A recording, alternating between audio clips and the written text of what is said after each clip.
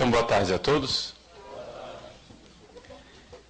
Continuamos falando das virtudes necessárias para o sacerdócio. E aqui é evidente, não é possível falar de todas as virtudes. Nós teríamos que, para tratar esse tema das virtudes com toda a profundidade necessária, temos que fazer um longo curso. Ou pelo menos seria necessário pelo menos 7 palestras a respeito de cada uma das 7 virtudes principais, as 4 virtudes cardeais, as 3 virtudes teologais. Então, a gente no fundo tem que fazer uma escolha. Ou eu falo de tudo superficialmente, ou eu falo de alguma coisa de tal forma que se possa aproveitar na vida de uma forma um pouco mais concreta. Então vamos falar de alguma coisa, né? E vamos deixar o tudo para outro dia. Então, entre as várias virtudes, eu escolhi falar daquelas que talvez sejam as que vocês menos ouvem falar. Porque existem algumas virtudes marginalizadas. Então, para o grito dos excluídos, né?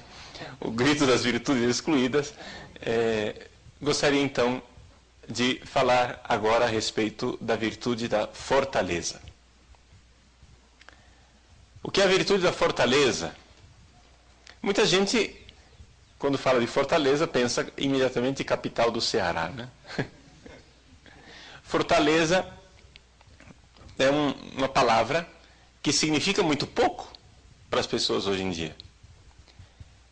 Então, poderíamos adaptar e colocar uma palavra que nós usamos com mais frequência. Chama-se coragem. Não é? A virtude da coragem. E desde já é importante nós dizermos que a virtude da coragem é uma virtude humana, em vários sentidos. Primeiro sentido, que não é uma virtude teologal. Não é? Embora exista o dom do Espírito Santo chamado fortaleza, eu não estou falando do dom do Espírito Santo, estou falando da virtude da fortaleza. E a virtude da fortaleza não é uma virtude teologal, como a fé, esperança e caridade, que tem a Deus como objeto e que provém de Deus e conduz novamente a Deus. Não, é uma virtude humana. E uma virtude humana no outro sentido também muito importante, no sentido de que só os homens, os seres humanos, têm a virtude da fortaleza, da coragem, porque, por exemplo, os anjos não têm a virtude da coragem. Os anjos não são corajosos. Por quê que os anjos não são corajosos? São Miguel, arcanjo, com a espada na mão, lutando contra Satanás, né? Mais corajoso do que isso. É que para haver a virtude da coragem é necessário uma característica que só os seres humanos têm e os anjos não têm. Chama-se vulnerabilidade.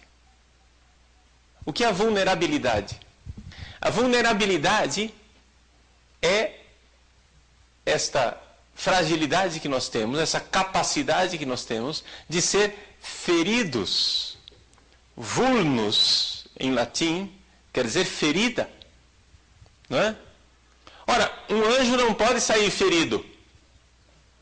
Numa luta, Satanás não é capaz de ferir os anjos. São Miguel, lutando com Lúcifer, Lúcifer não é capaz de ferir São Miguel, porque São Miguel é anjo. São Miguel não é vulnerável. Então, quando a gente fala de luta entre as milícias celestes e os demônios infernais, quando nós falamos dessa luta, nós estamos falando de uma luta porque estamos nós no meio dessa história. Porque nós somos o campo de batalha. Nós somos aquela realidade que vai perder ou vencer. Porque nós somos vulneráveis. Então, o que é a virtude da coragem?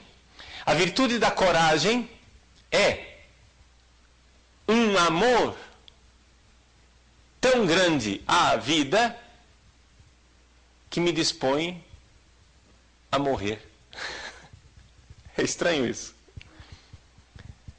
É um tal amor à vida que me torna capaz de sacrificá-la. Nós temos a virtude da coragem quando eu estou disposto a morrer por algo. Disposto a sair ferido. Está entendendo? Agora, vejam só. Não sei se vocês já ouviram falar de um livro chamado Cartas de um Diabo ao Seu Aprendiz. C.S. Lewis, né? Então, o Lewis, mesmo que escreveu as Crônicas de Nárnia, escreveu essa Screwtape Letters.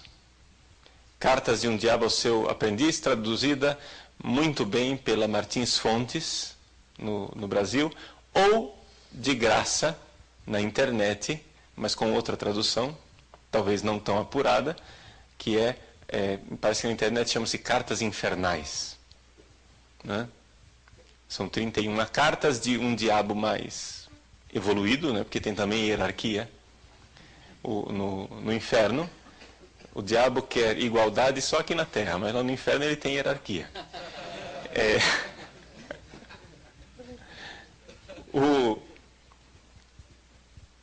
Um demônio mais evoluído, ou involuído, como queira, né? Mais poderoso, ensinando ao seu sobrinho como é que ele faz para levar uma alma ao inferno.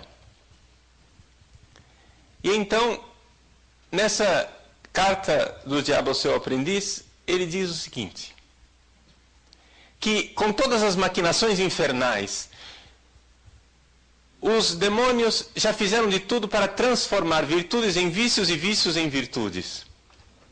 Eles fazem de tudo, porque afinal Satanás é o pai da mentira. Então ele muda as coisas, né? Então, por exemplo, a virtude da castidade.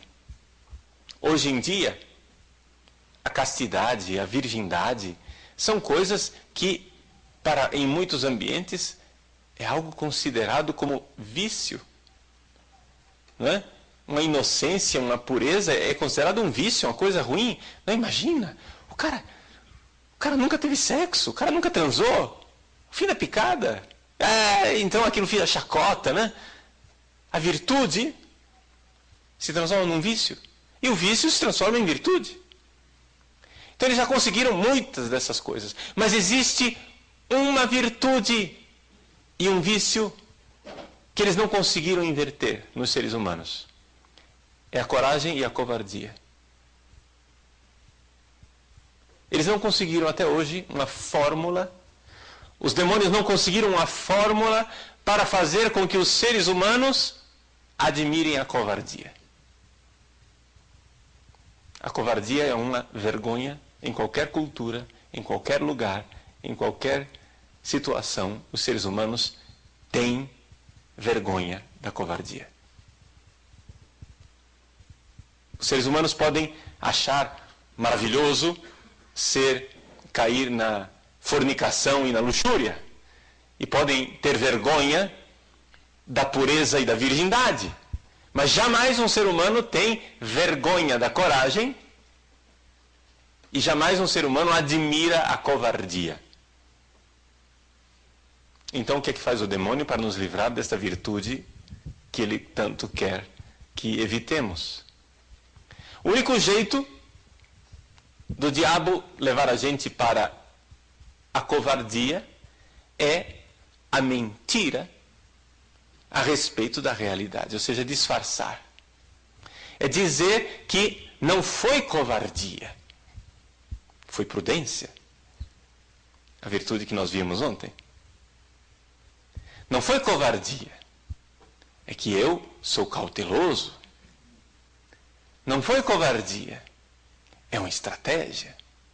Ou então, como acontece no mais das vezes, não é covardia porque, afinal, esse conflito que você acha que nós estamos travando, ele não existe. Não existe essa maldade toda. Vejam, nós estamos numa sociedade que incutiu no coração das pessoas esse mito terrível de que os seres humanos são bonzinhos e inocentes. Que nós somos naturalmente bons. Tudo começou lá com o nosso amigo Jean-Jacques Rousseau e o mito do bom selvagem. Não é? O sujeito que, deixado à sua própria natureza, ele é bom, mas ele é corrompido pela sociedade. E isto que, na época de Rousseau, colou deste jeito, hoje em dia é vivido de outra forma pelos marxistas socialistas. Ou seja, o ser humano, ele é fundamentalmente bom, quem o corrompe é o sistema capitalista é quem o corrompe. E isto tem uma aplicação muito específica dentro da teologia da libertação, que é a negação total do pecado original. Uma coisa incrível. É a moda no nosso país negar que o pecado original exista. Ou seja, o pecado original, para muitos teólogos da libertação, é uma invenção de Santo Agostinho. Foi Santo Agostinho que era pessimista, platonista, idealista, recalcado, jansenista antes do tempo, não é? Era Santo Agostinho, que no fundo era jansenista. Foi ele quem inventou o pecado original. É uma invenção teórica de Santo Agostinho. Mas vocês sabem que o pecado original não existe. Nota de rodapé. Por que é que esses sujeitos se interessam tanto de negar uma coisa tão óbvia e tão evidente? Não é? Como diz o nosso amigo G.K. Chesterton. Já ouviram falar de Chesterton? Muito bem. Chesterton diz que se existe uma parte do mistério da redenção que é evidente aos olhos, chama-se pecado original. É a única parte do mistério da redenção que qualquer um consegue constatar e tocar com a mão. É o pecado original. Por quê? Porque basta você ter 5 minutos de sinceridade e olhar para dentro de você que você vê a maldade. Você vê sua maldade. Você vê que você tem uma tendência para o mal. E que não é uma questão, não é o sistema opressor que está fazendo isso com você. Não é o capitalismo que faz você maldoso. Existe essa tendência para a maldade. Se você cochilar 5 segundos, você está aprontando. Daqui a pouco você está aprontando alguma coisa. Você tem que se vigiar o tempo todo. Porque embora você esteja no seminário, embora você esteja aqui, né, sendo educado, sendo formado, etc. Gente, vamos pôr uma coisa no nosso coração. Eu não sou de confiança. Outro dia eu estava falando com um padre, recém-ordenado lá de Cuiabá. Eu cheguei e disse, onde você estava? Não, eu estava em tal lugar. O que é que você fez? Não, com quem você estava? Porque eu sabia que ele tinha saído para aprontar, né? Não um grande pecado não, mas tinha uma dessas escapadinhas que a gente dá da disciplina do dia a dia, né? Com quem você estava? Eu disse, padre, o senhor está desconfiando de mim? Sim. Eu estou desconfiando de você. Sabe por quê? Eu não confio nem em mim, eu vou confiar em você. Eu não confio em mim. Eu sei do que eu sou capaz. Quando eu era padre jovem, um dia eu fui jovem, sabe? Há muitos cabelos atrás.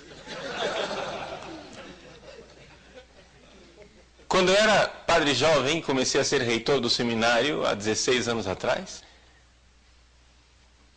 eu não tinha a chave da casa. Eu era reitor do seminário, eu que mandava, eu não tinha a chave da casa. Porque eu queria me obrigar, se eu chegasse tarde em casa, a bater na janela de um seminarista, passar vergonha para entrar dentro de casa. Porque eu sei do que eu sou capaz. Então eu saía de casa sem chave, batia na porta se eu chegasse atrasado e falava para os seminaristas, olha, vocês me virem chegando tarde, peguem no meu pé. Perguntem onde eu fui.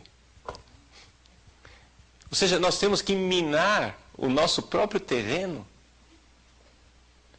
Porque nós sabemos que bastam 5 minutos de bobeira para aprontar. 5 minutos de bobeira. Quando eu viajo, sobretudo para cidades grandes e desconhecidas, onde eu não sou conhecido, eu não levo uma muda de roupa civil, de jeito nenhum. Tenho muito poucas camisas civis, alguma camisa polo, alguma coisa assim, muito pouco. Mas eu jamais levo em viagem, porque eu sei do que eu sou capaz num lugar onde não me conhecem. O hábito eclesiástico me protege de mim, em primeiro lugar. Porque vestido de padre, eu controlo onde eu estou olhando, onde eu estou fixando o olhar. Eu sei que em público eu não vou ficar olhando para uma pessoa vestida de forma indecente.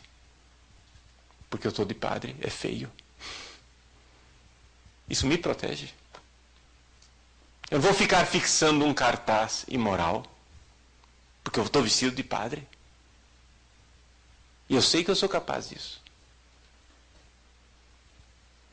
Então, gente, existe maldade em nós. Parem com esta estupidez de dizer, eu não sou capaz. Esse é o primeiro passo na direção do pecado. Você chega e diz, eu não sou capaz disso, meu irmãozinho, esse é o primeiro passo. Sou capaz, sim, e sou capaz disso e de coisa muito pior. Está entendendo? Desconfie de você por causa do pecado original. Seja sincero com você mesmo. Olhe para dentro de você e enxergue a sua tendência para a maldade.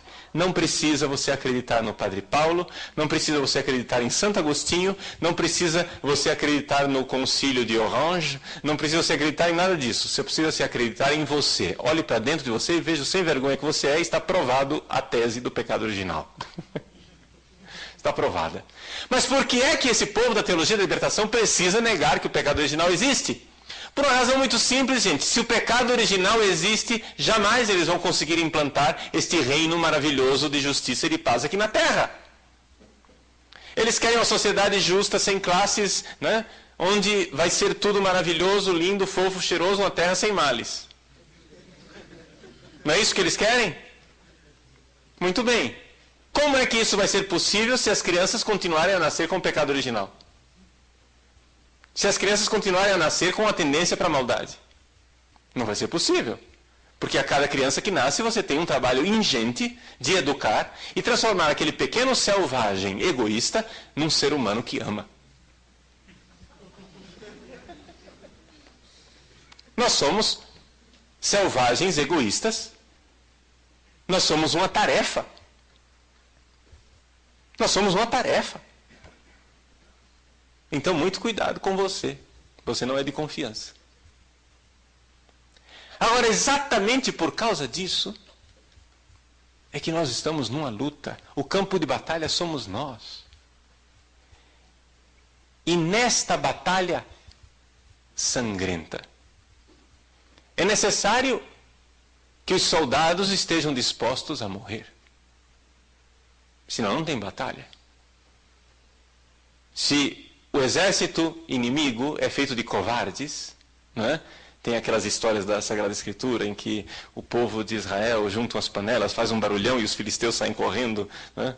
Covardemente. Se o exército inimigo é de covardes, não tem luta.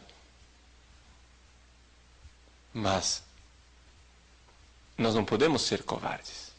Então, vejam as mentiras que o inimigo faz para que nós não sejamos corajosos.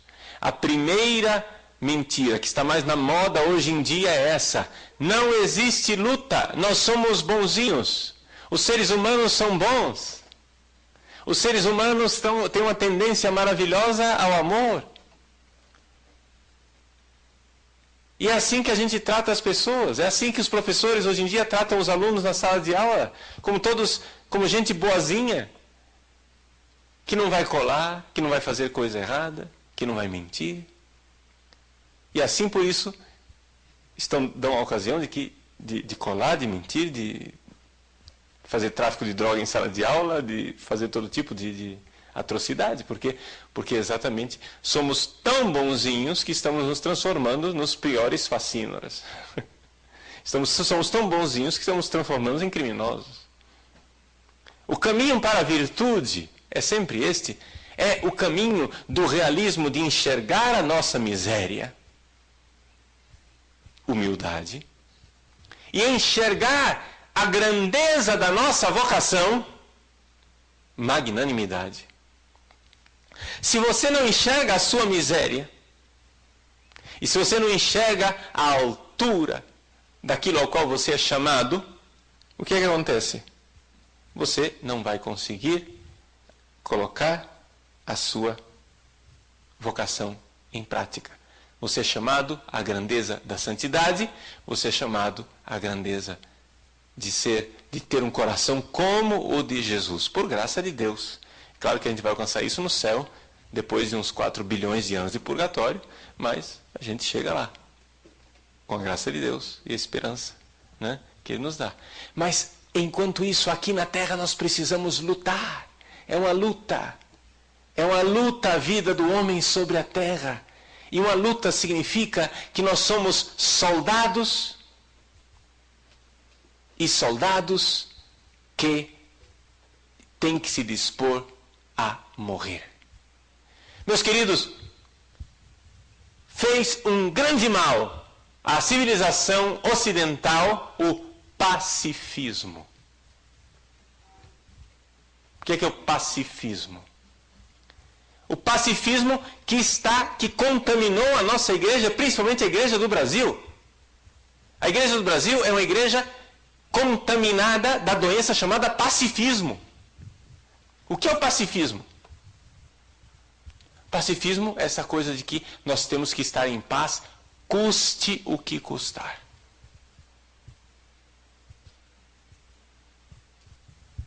Um sujeito entra na minha casa, estupra a minha filha, mata a minha esposa, destrói o meu patrimônio, e eu não vou brigar com ele porque é uma violência. Está entendendo? Não, desculpa, moço. O senhor não acha que é inadequado isso que o senhor está fazendo? Nós não podemos sentar para dialogar? Gente, os maus são cada vez mais ousados e os bons, pusilânimes, não têm convicções, não têm ousadia, não estão dispostos a lutar. Lutar. Uma das coisas que eu usava como método para mostrar o que é o sacerdócio para os alunos do seminário, lá de Cuiabá, existe uma série da HBO, uma série chamada Band of Brothers. Não sei se já assistiram. Band of Brothers é uma história real, histórico, de uma companhia de paraquedistas do exército americano durante a Segunda Guerra Mundial. A companhia Easy. E é um grupo de soldados realmente heróicos. E eu sempre, são 8 ou 9 episódios, eu assistia junto com os seminaristas para depois de cada episódio sentar e comentar, ver entre aqueles soldados que estavam lá, que sinais nós víamos de coragem, de companheirismo, os valores que estavam lá atrás, e o que é ser verdadeiramente soldado. Se aqueles homens deram a sua vida pela sua pátria, daquela forma, quanto mais nós, soldados de Cristo, homens de Deus, não devemos também dar a nossa vida. Porque eu não sei se os senhores notaram, mas esse negócio de ser padre é coisa para homem. Uma coisa que o cara precisa ser, para ser padre, é homem. Mas não é homem somente biologicamente, porque tem os documentos, né? Você precisa honrar suas calças, meu filho. Amanhã é aniversário de Dona Eugênia, não é bem amanhã, é segunda-feira, mas eles festejam amanhã, aniversário de Dona Eugênia. Dona Eugênia costumava dizer, quando eu era seminarista, ele diz, olha, o problema da igreja do Brasil é um problema de alfaiataria. Eu disse, como, Dona Eugênia? É muita saia e pouca calça. Está faltando homem nessa igreja. Todo mundo quer ser mamãe. Todo mundo quer ser a mamãe boazinha. E a primeira virilidade que você tem que ter, meu filho, é com você mesmo. Toma jeito de homem. Tá? Não tem esse negócio, não. Então, primeira coisa. Um padre tem que ser homem. Primeiro, ontologicamente, tem que ser homem, senão a ordenação não vale, né? Ele tem que... Mas não somente isso. Tem que ter uma alma viril. Mas nós estamos agora numa sociedade que está educando os nossos rapazes a serem cada vez mais efeminados. Até os rapazes heterossexuais que gostam de mulher estão ficando efeminados. É o fenômeno do metrosexual. O metrosexual o que é? É o sujeito que gosta de mulher, mas ele quer o lado bom de ser gay. E qual é o lado bom de ser gay? É ser objeto sexual. Ser desejado. Entende? Porque eu não sei se vocês notaram que é frustrante ser heterossexual. Por quê? A mulher, ela deseja de uma forma completamente diferente do homem. O homem, quando deseja, ele expressa isso, né? Ele expressa o desejo, ele abre a boca e começa a babar, assim. Ele deseja. Né? A mulher, quando ela deseja, ela faz de conta que não quer. Ela diz, não, não quero, não, para. E aquele não quero, para, quer dizer, é isso mesmo, vem mais, você vai conseguir. Vai fundo. Continua. Só que isso é extremamente frustrante. No jogo do relacionamento é frustrante. Então é por isso que a mulher, ela se veste ou se despe, ela se enfeita para ser desejada. E o homem é meio mulambento, assim, meio, né, desajeitado, mal vestido. Não está tão preocupado em ser desejado. Mas o que é o metrosexual? Aí ele quer ser desejado também. Ele vai para a academia, fica bombadão. Né? Põe uma camisa bem... Faz luzes no cabelo. Põe uma gargantilha. Veste aquela calça justa como a justiça divina. Você não sabe como foi que o sujeito entrou dentro daquelas calças. Ele cresceu dentro dela.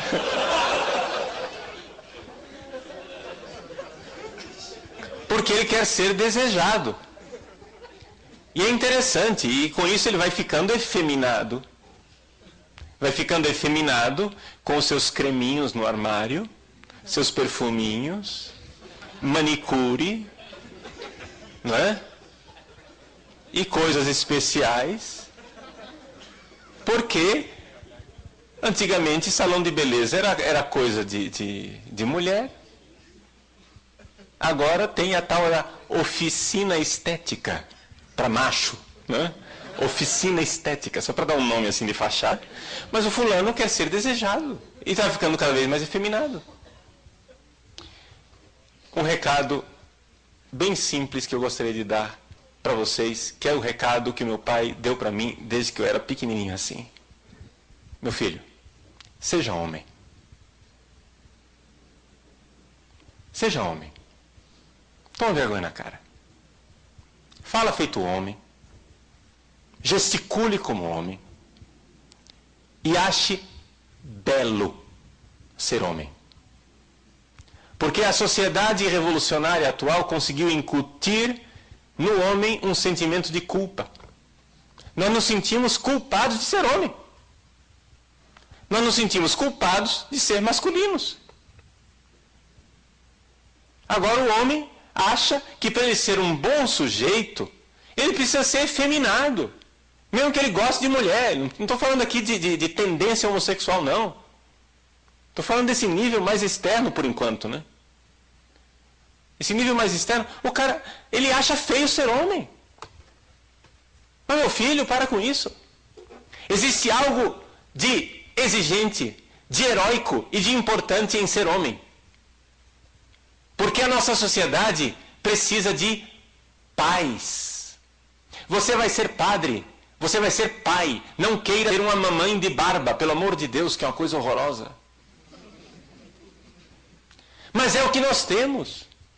Hoje em dia na igreja, todo mundo quer ser mãe, passar a mãozinha na cabeça. Agora, é exigente e é virtuoso amar como pai. Como é que um pai ama? Gente, primeira coisa que um pai é. Estou ensinando para vocês o que é que vocês têm que ser quando forem padres. Estão entendendo isso daqui? Vocês vão ser pais espirituais. E não uma mãe de barba. Para você ser pai, você precisa ser a lei. Primeiro começa por aí. O pai é lei. Isso significa que nós pagamos um preço chamado solidão. Claro. Os padres que eu formei, dos quais, pelo fato de ter sido reitor, ainda sou uma figura paterna para eles. Os padres que eu formei, até hoje quando saem e vão tomar pizza, comer pizza, tomar um chopp, eles não me convidam. Porque você não convida a polícia para ir tomar chopp com você. Está entendendo? Não tem cumplicidade com a lei. A lei não é cúmplice.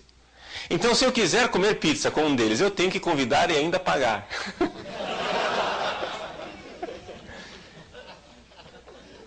E isso significa uma certa solidão. Mas é necessário isso. Eu preciso ter a coragem desta solidão, porque, do contrário, se eu me tornasse um cúmplice, o preço seria alto demais. Sabe qual seria o preço? A orfandade deles. Eles seriam órfãos. Seria muito bom para mim. Eu seria cúmplice, eu seria um cara legal, eu seria bacana, eu seria colega, esse é amigão. Mas não seria pai. E eles precisam de um pai. Alguém precisa pagar o preço de ser pai. O pai é lei. Por que o pai é lei? Porque o pai é um desafio de futuro. A pergunta que o pai faz é: o que é que esse menino vai ser quando ele crescer? Então aqui existe a coragem de ser pai, a virtude da fortaleza, coragem. Coragem de ser pai significa o seguinte. Coragem, não é? Significa isso.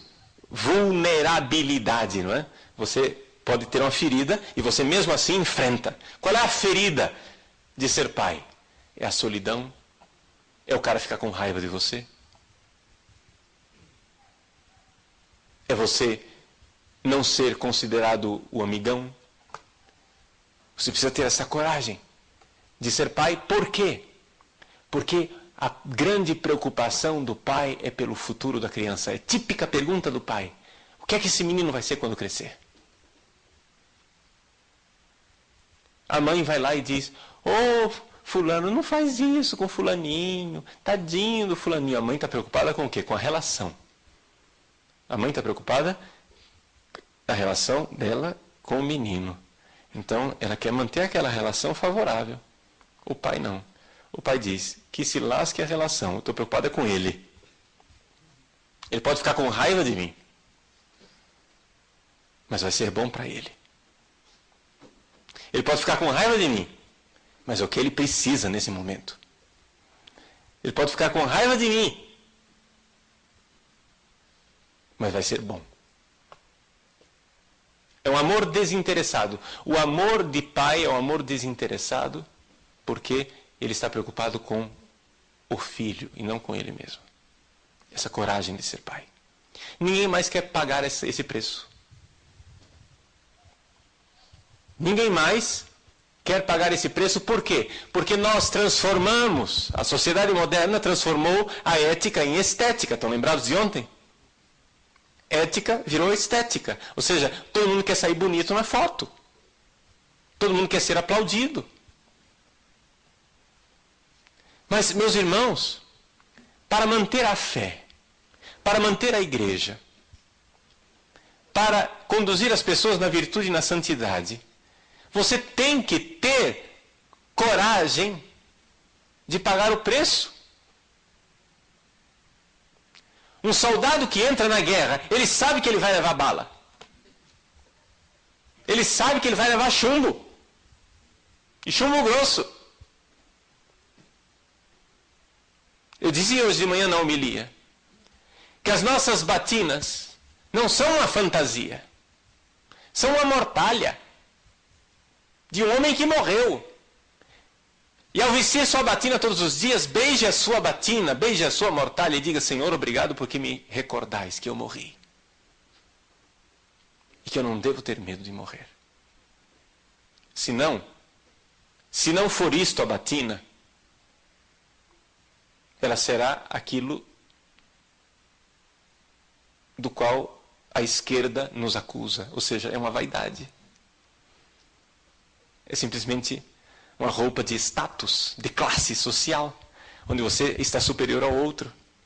Não, é o nosso macacão de serviço isso aqui. O nosso serviço. O Filho do Homem veio para servir, não para ser servido, mas para servir e dar a vida em resgate de muitos. Isso quer dizer o quê? Que o nosso serviço é dar a vida. Existe uma gratidão natural no católico diante de um sacerdote. Todo católico, todo verdadeiro católico olha para um sacerdote com grande gratidão e beija a mão do sacerdote com imensa gratidão, porque está vendo naquele sacerdote um homem que deu a vida por ele. Obrigado, Padre, porque você deu a vida por mim. Obrigado, Padre, porque você morreu para me dar os sacramentos, para me dar o caminho do céu. Obrigado, Padre, porque você voltou as costas ao seu futuro e fez do Evangelho o seu porvir. Existe uma gratidão natural no sacerdote, no católico pelo sacerdote. Portanto, todo esse desprezo para com os sacerdotes que a mídia está tentando incutir, todo esse desprezo, eles sabem muito bem o quanto é importante esse desprezo. Mas sabem também que ele é artificial. E qualquer coisinha faz o católico voltar a admirar o padre. Entende? Eles fazem toda uma mídia de desprezo em cima dessa história de pedofilia, etc e tal. Por exemplo, um padre amigo meu que trabalha na Cúria Romana, ele lá num semáforo de Roma, não sei... Os romanos têm um jeito todo delicado de dirigir, né? Que é uma tragédia. Eles são... Estava lá, sei lá, os dois quase que bateram, os dois carros. O cara olhou para ele, viu o padre de colarinho e xingou. Pedófilo! Para uma pessoa entrar nesta coisa de xingar qualquer um de batina de pedófilo, é necessário uma engenharia social e um artifício muito grande. Porque é algo que não casa. O natural dos nossos católicos e das nossas crianças é uma confiança no padre, na figura de pai, que é o padre, que deu a vida por ele. O católico enxerga no padre um homem que deu a vida por ele. Mas é necessário que ele tenha dado a vida. Porque o católico também tem o faro, tem o sensus fidei, consegue enxergar quando o sujeito está se escorando no sacerdócio. Consegue distinguir aquele que deu a vida no sacerdócio daquele que está se escorando no sacerdócio. Mas daquele que deu a vida no sacerdócio existe uma gratidão. Não sei se vocês já ouviram falar da conversão, suponho que ele já seja falecido, de um ator inglês chamado Sir Alec Guinness. Sir Alec Guinness é um famoso ator no filme da minha adolescência, né? Não na de vocês. Na minha adolescência, houve a primeira versão do Guerra nas Estrelas. Não sei se assistiram a versão antiga. Então, o primeiro Guerra nas Estrelas, tem uma hora lá que tem aquela luta das espadas luminosas, né? Em que o Darth Vader luta com um sujeito lá, que é o mestre de branco, né? O Obi-Wan Kenobi, uma coisa assim, sei lá o nome do cara. Esse Kenobi é o Sir Alec Guinness, o ator, só para saber quem é. E ele, na década de 50, fez um filme chamado de Padre Brown, né? Que é baseado nas novelas do Chesterton. E esse filme sobre o Padre Brown, ele era o Padre Brown, e ele era ateu, agnóstico, ateu. E ele então, um dia terminou a filmagem, estava lá ele de batina, na França, o filme foi rodado na França. Lá estava ele numa cidade francesa de batina, terminou de trabalhar, ele disse, eu vou para o hotel, não quis nem tirar a batina, estou muito cansado, foi direto para o hotel. O hotel ficava a alguns metros dali, e ele então começou a andar na calçada de batina. De repente, do nada, aparece um menininho francês, que do outro lado da rua começa a gritar, Mon père, mon père! Meu padre, meu padre, meu pai, né? Pegou na mão dele e começou a caminhar com ele, falando em francês, e ele falava inglês, não entendia nada que o menino estava dizendo. E o menino contando suas histórias para ele, e andando alegremente, feliz da vida, até que chegou numa esquina, o menino disse, Au revoir, mon père, e foi embora. Este homem voltou para casa ensimesmado, pensando, que religião é esta? Que incute numa criança uma tal confiança num homem completamente desconhecido. Pois é esta confiança que o demônio quis destruir com todo este avanço da pedofilia. Esta confiança. Uma confiança natural do católico. Uma confiança natural das crianças católicas. Eu não sei como é por aqui, mas lá em Cuiabá, no final da missa, a gente vai, faz a procissão até o fundo da igreja, e lá a gente se despede do povo na porta da igreja. Como é comovedor ver aquelas crianças pequenas de colo, criancinhas pequenininhas assim, etc e tal, virem alegres e felizes pedir a bênção. Lá em Cuiabá, a tradição de pedir a bênção, né, é pôr as mãozinhas juntas assim e dizer benção. E o padre então pega na mão. Se não pegar na mão, não vale. Se só disser Deus te abençoe, não vale. Tem que pegar na mão assim, Deus te abençoe. Ver aquelas crianças com um sorriso, os pais e as mães levando as crianças para falar com o padre. Isto é a Igreja Católica. A gratidão do católico de ver um homem que deu a vida por ele. Mas é necessário que ele dê a vida.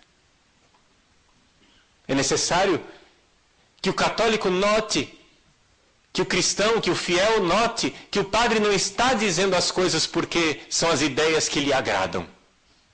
Ele não está dizendo as coisas porque é a ideologia que ele segue. Ele não está dizendo as coisas porque é a opinião da moda.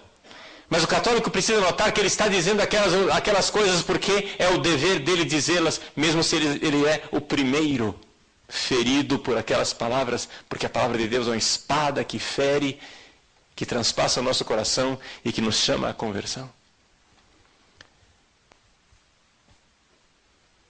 Um padre que não procura aplauso. Isso não quer dizer, gente, que nós precisamos ser suicidas, nada disso.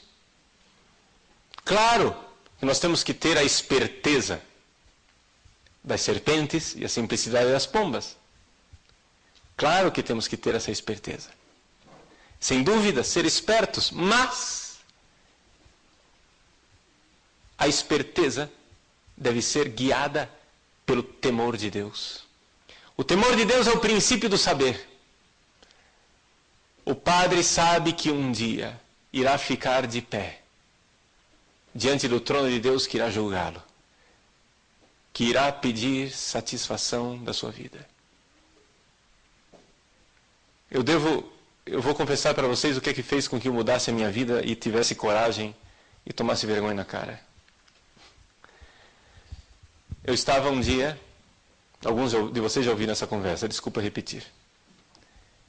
Um dia eu decolei de um avião da Gol da cidade de Londrina, no Paraná.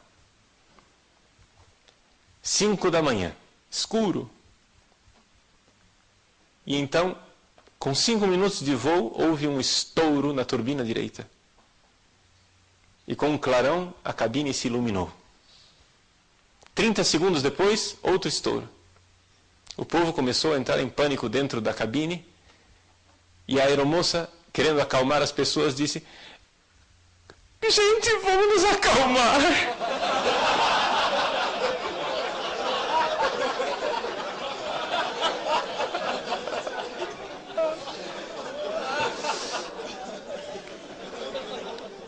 O avião começou a fazer a curva e começou a voltar para o aeroporto de Londrina. Como o avião evidentemente não estava caindo, não sei se vocês sabem, a gente nota quando o avião está caindo. Como o avião evidentemente não estava caindo, eu disse: eu não vou aqui me levantar para dar absolvição geral, porque vai ser o pânico maior ainda. Então o que eu fiz? Vou ficar esperando para ver o que é que dá. Enquanto isso, eu fiz o meu ato de contrição, porque eu sabia que a absolvição não ia valer para mim, ia ser para os outros. Eu fiz o meu ato de contrição e aceitei de Deus a morte que Ele tinha reservado para mim. Mas enquanto não vinha a notícia da cabine de comando, eu tive tempo de pensar. E eu pensei: que idiota que eu fui. Eu agora vou me apresentar diante do trono de Deus. Toda essa prudência, todo esse medo de dizer a verdade, porque eu queria fazer carreira, porque eu queria ser bispo, porque eu não queria queimar a ficha, porque eu não queria sair feio na foto. Deus agora ia me receber e ia perguntar: Paulo Ricardo, eu te dei o sacerdócio, eu te dei o dom da oratória, eu te dei cultura e inteligência. O que você fez disso tudo? Você enterrou o talento para salvar a sua pele.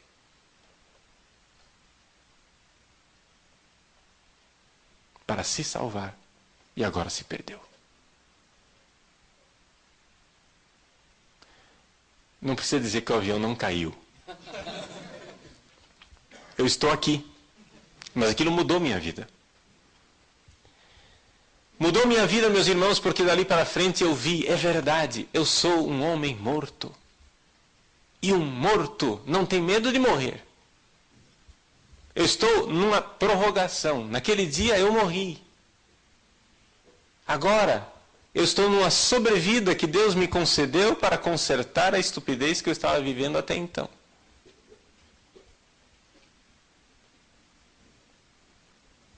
Naquele dia, eu ia morrer sem ser bispo. Naquele dia, eu ia morrer sem fazer carreira.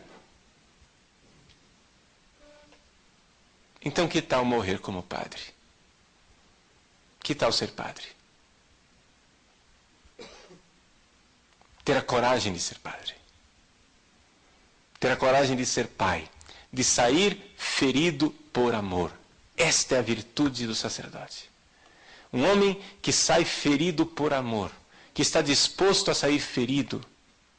Um homem que está disposto a se entregar. Meus irmãos, se vocês estão entrando nessa história de sacerdócio por vaidade, carreira, glória mundana, conforto e felicidade aqui neste mundo, saiba, você está entrando numa fria. Não compensa. O custo-benefício, a relação custo-benefício é ridícula. O sacrifício de ser padre não compensa o que a gente recebe neste mundo em termos mundanos. Se é para este mundo, não funciona. Agora, se você é padre, porque este é o caminho que Deus escolheu para te levar para o céu. Se você é padre, porque esse é o caminho que Deus escolheu para levar outras pessoas para o céu, então, se é porque o céu existe, vale a pena ser padre. Vale a pena ser padre porque o céu existe. Se você tem uma visão simplesmente material e humana disso tudo, meu irmãozinho, esqueça. Todo mundo fica se perguntando: padre, mas por que é que hoje em dia os padres nos 5 primeiros anos de padre já entram em crise?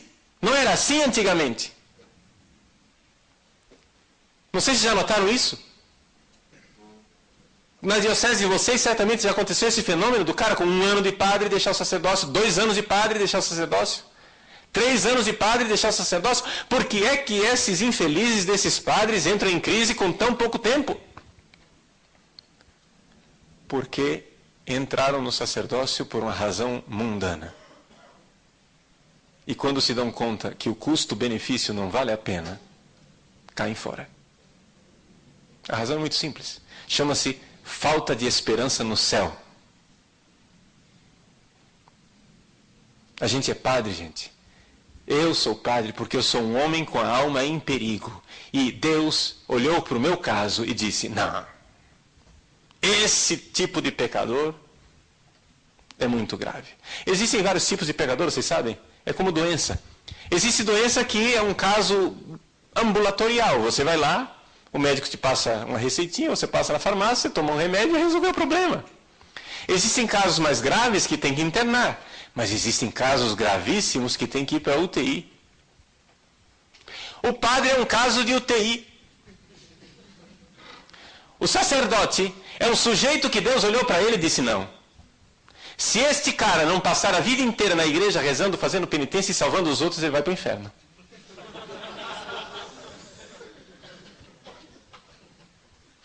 Existem cristãos santos que vivem dos seus trabalhos com suas mulheres e seus filhos, vão à igreja no domingo, rezam terço todos os dias e irão para o céu felizes.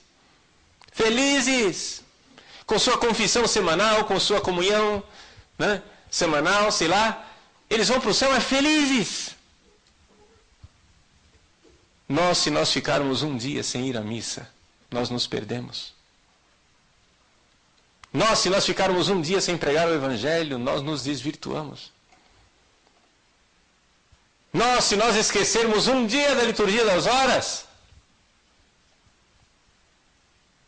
caímos num egoísmo, numa sem-vergonhice que não tem tamanho. Assim nós somos. É um caso de UTI. Nós precisamos nos entregar com coragem. Coragem, gente. A coragem de dar a vida, ser padre é isto. Agora, isso significa ser homem. Isso significa virilidade, masculinidade.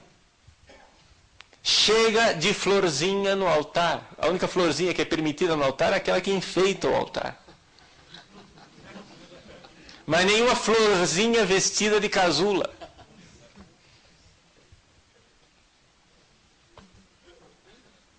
Toma vergonha na cara, meu filho. Disfarça, pelo menos. Toma jeito de homem.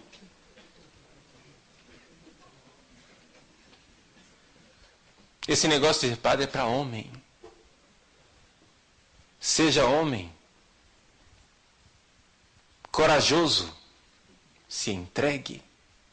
Dê a vida.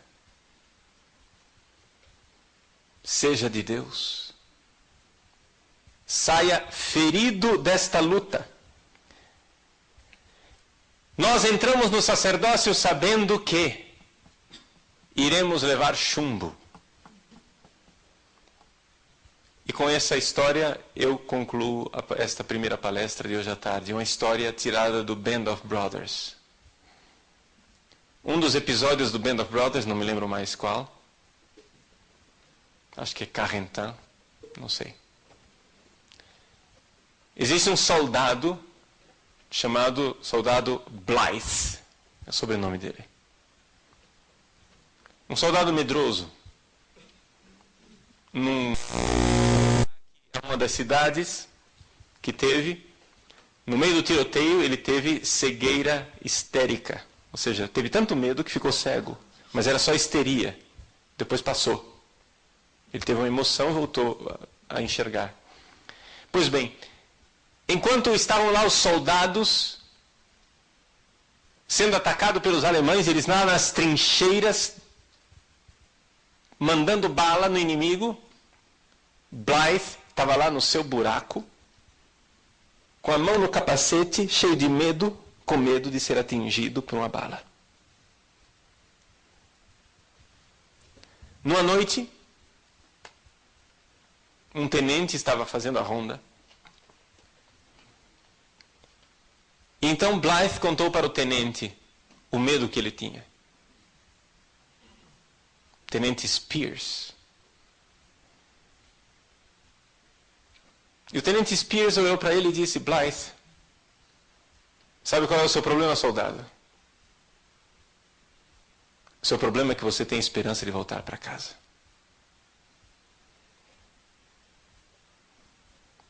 Considere-se um homem morto e você agirá como um bom soldado. Um bom soldado é aquele que sabe que vai morrer. Que não tem a mínima esperança de voltar para casa vivo. Ele sabe que vai morrer. O que ele só quer é ele quer um pouco mais de tempo. Um pouco mais de tempo de vida para poder matar mais inimigos. Um pouco mais de tempo de vida para causar maiores baixas do lado inimigo. Um pouco mais de tempo de vida para fazer o seu serviço de soldado. Soldado, você é um homem morto. Que a sua batina lembre você disso todos os dias.